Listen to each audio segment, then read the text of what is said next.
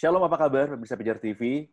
Dan seperti biasa, pastinya saya datang nggak cuma sendirian, tapi kita bertiga. Ada Bapak Nur Sena dan juga Ibu Syafa dalam acara Bapak Nur Menjawab. Dan dalam suasana, karena COVID-19, kita harus ada di rumah, tapi itu tidak menghentikan kita untuk bisa melayani Bapak Ibu Saudara sekalian, menjawab pertanyaan-pertanyaan yang selama ini mungkin ada dalam pikiran Anda, tapi kami juga membahas pertanyaan-pertanyaan yang selama ini muncul pada webinar-webinar yang telah diadakan oleh Pijar TV bersama narasumber Bapak Dr. Mamang Nur Sena. Dan tentunya seperti yang Anda lihat di layar, ada Ibu Syafa dan Bapak Dr. Mamang Nur Sena yang akan melayani pertanyaan-pertanyaan tersebut dan akan dijawab dengan baik. Kalau begitu, saya akan segera berikan kepada Ibu Syafa untuk menjawab pertanyaan yang akan diberikan kepada Bapak Dr. Mamang Nur Sena. Silakan Ibu.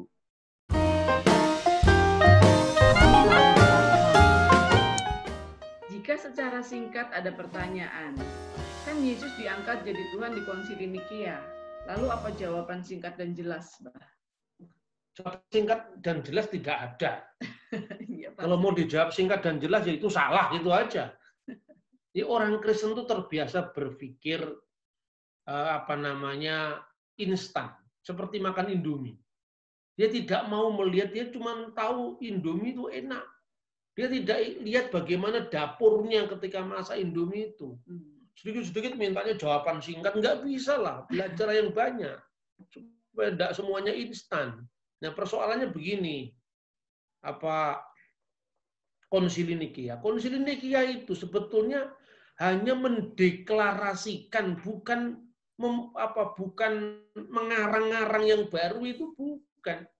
Lah, gini loh kira-kira. Kita ini orang-orang gereja Kristen modern itu kan taunya hanya Alkitab, langsung sejarah reformasi, kan itu kan. Ya, dari Alkitab langsung, saya aliran Luther, saya aliran Calvin, saya aliran Zwingli. Saya sudah berkali-kali, kenapa suka aliran, kenapa tidak langsung ke samudra? Aliran itu kan mesti terbatas karena dia mengalir ke arah barat atau utara atau timur. Tapi kalau samudra itu semua sungai kan kumpul di situ. Artinya apa samudra itu? Sejarah gereja selama 20 abad ini. Jangan dipotong-potong. Sebelum Konsili Nikia tahun 325, baca bapak-bapak gereja sebelum itu. Nah, kalau Alkitab kan, ya kita semua percaya Alkitab itu firman Tuhan. Tapi satu ngomong firman dan yang lain pun tafsirannya beda-beda. Ya. Maka Alkitab itu perlu dilihat dalam konteks sejarah. Ya. Jadi misalnya, sama-sama baca Alkitab, kenapa Mormon Alkitabnya katanya perjanjian baru, imannya bisa tidak karu-karuan. Allah Bapa bisa digambar. Itu Mormon kan seperti itu. Betul. Terus Yesus dianggap anaknya Allah Bapa dengan Maria. Ini kan ajaran sesat ini Mormon ini. Saksi Yehova juga begitu. Anak sulung anak pertama dan kita adik-adiknya, itu pangkatmu itu apa? Saksi Yehova itu ngomong kurang cerdas tapi ngomongnya meyakinkan sekali. Tidak ada bukti karena apa? Alkitab dilepaskan dari konteks paradosis apostolik. Karena apa?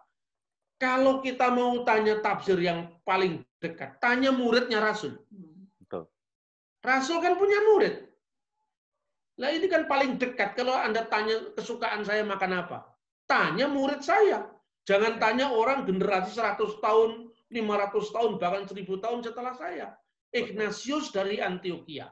Itu adalah muridnya Petrus. Dia meninggal tahun 107 Masehi di Roma.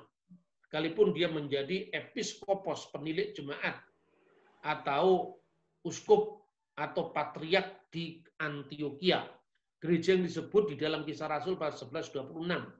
Apa katanya Ignatius dari Antioquia? Dia sudah bicara tentang Yesus sebagai yang lahir dari Maria, sekaligus lahir dari Allah. Ek Marias ke ek Theos. Siapa yang lahir dari Maria? Kemanusiaan Kristus lahir dari Maria. Maka Alkitab mengatakan, terpujilah engkau di antara semua wanita atau perempuan, dan terpujilah buah rahimmu. Nah, buah rahim Maria itu siapa? Yesus. Makanya Konsili Efesus mengatakan, dia pada masa akhir ini telah menjadi manusia dari anak darah Maria. Tetapi yang keluar dari Allah itu apa? Ya firman Allah yang keluar dari Allah. Betul. Maka kemudian Injil mengatakan Yohanes pasal 8 ayat 42, kalau Allah Bapamu, kamu mengasihi aku sebab aku keluar dan datang dari Allah. Nah, yang datang dari Allah itu kan bukan kemanusiaan Sang Kristus. Karena Allah itu roh, kan tidak mungkin daging keluar dari roh. Daging kemanusiaan Yesus keluar dari Bunda Maria. Maka Yesus disebut Ibnu Maryam, itu sudah betul. Tapi kurang lengkap. Bukan sekedar Ibnu Maryam, tapi Ibnullah. Artinya apa? Dia sebagai firman yang dilahirkan dari Allah, bukan kelahiran fisik. Makanya di dalam Konsili Nikia itu disebutkan yang dilahirkan dari Bapa sebelum segala abad. Jadi Konsili Nikia itu hanya memformulasikan berdasarkan apa? Berdasarkan Alkitab, lalu paradosis apostolik, jadi ajaran-ajaran rasuli. Rasul meneruskan itu kepada muridnya, misalnya Petrus meneruskan kepada Ignatius dari Antioquia, ya. Yohanes meneruskan pada Polikarpus, Polikarpus meneruskan kepada Irenaeus, Irenaeus meneruskan kepada Hippolytus dari Roma, dan semua bukunya ada itu. Kecuali kalau menurut riwayat, itu bukan riwayat, ini ada bukunya.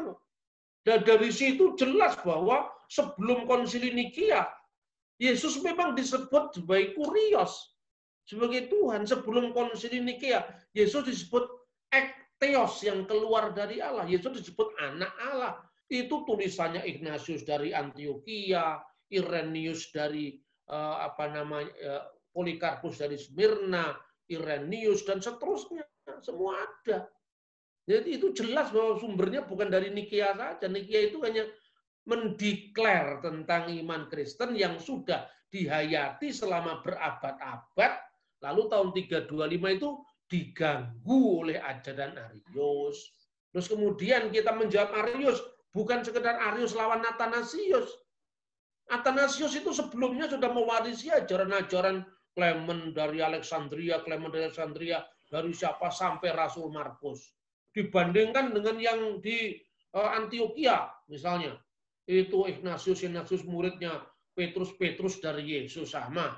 Yang di Roma, Clement dari Roma menerimanya dari siapa? Terus akhirnya Linus dari Petrus muridnya Yesus. Semua ketemu.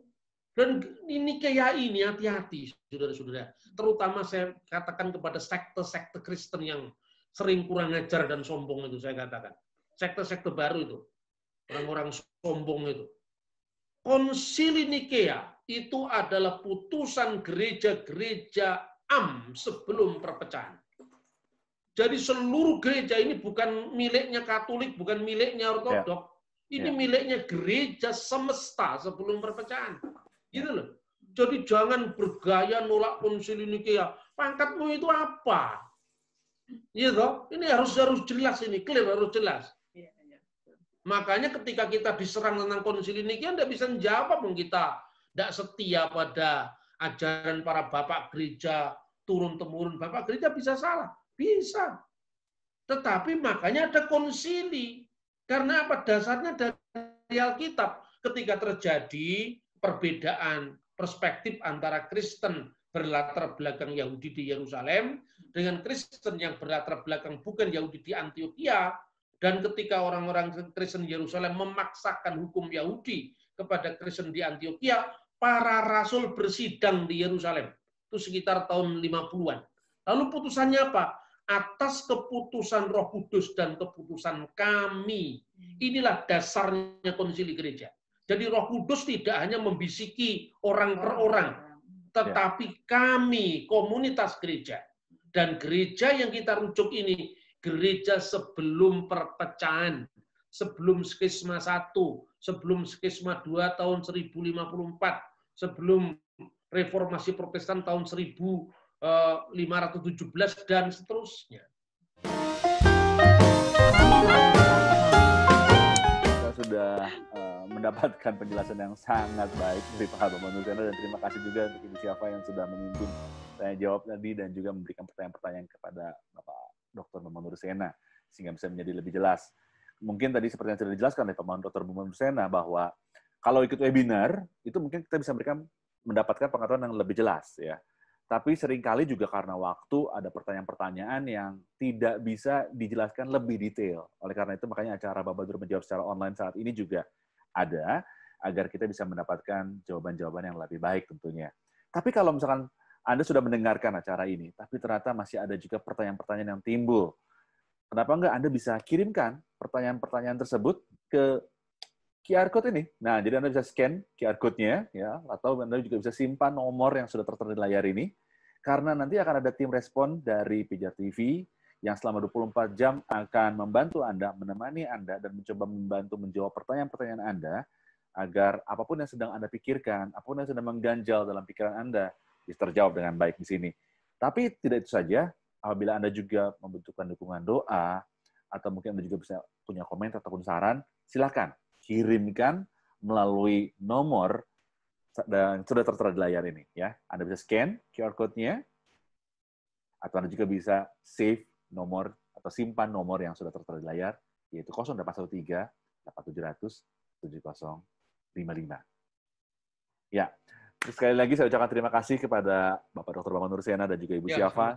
Terima kasih, dan kita akan ketemu lagi nanti di acara Bapak Nur Menjawab secara online, yang pastinya akan membuat pengetahuan kita dan juga pengenalan akan Tuhan lebih baik, karena ada baiknya kita sebagai umat percaya bisa mempertanggungjawabkan iman kita ketika ada pertanyaan-pertanyaan yang muncul dalam kehidupan kita.